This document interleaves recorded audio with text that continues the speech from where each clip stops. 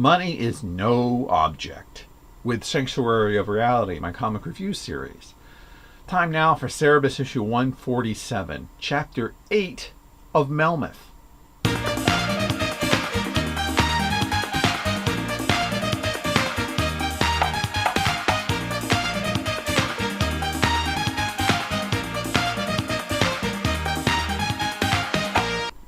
Dino meets with the head of the construction firm, who reveals the numerous production delays facing the remodeling of Dino's Cafe into Dino's Bistro Continental.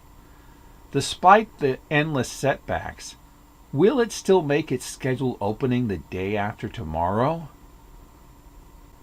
Nearby, Reggie writes to Robbie, urging him to return, as he details an incident where Sebastian Melmoth sat up in bed and talked to the absent Robbie about a play.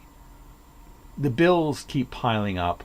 Reggie is still concerned about a lack of word from Melmoth's literary agent, and Melmoth mostly sleeps. Reggie recalls a day before the delirium began where, while he was away, Melmoth sat on the street and drank an absinthe. Dr. Tucker arrives to check in on Melmoth's condition. Is there any improvement?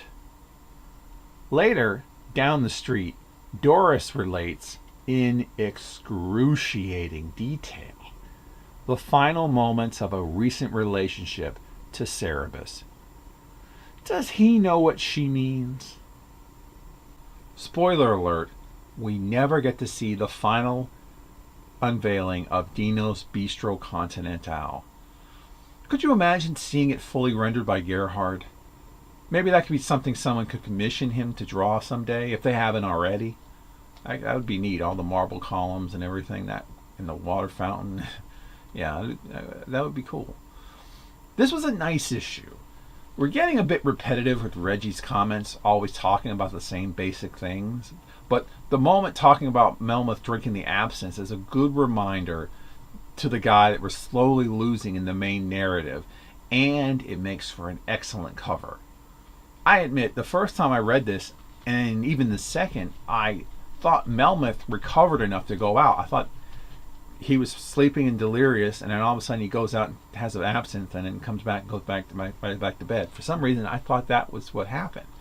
But in writing the summary, I actually realized that part was a flashback to like 3 or 4 days prior to something we didn't see. And so it just goes to show how much you pick up on when you read something more than once. Next time, Robbie returns, but will it be in time?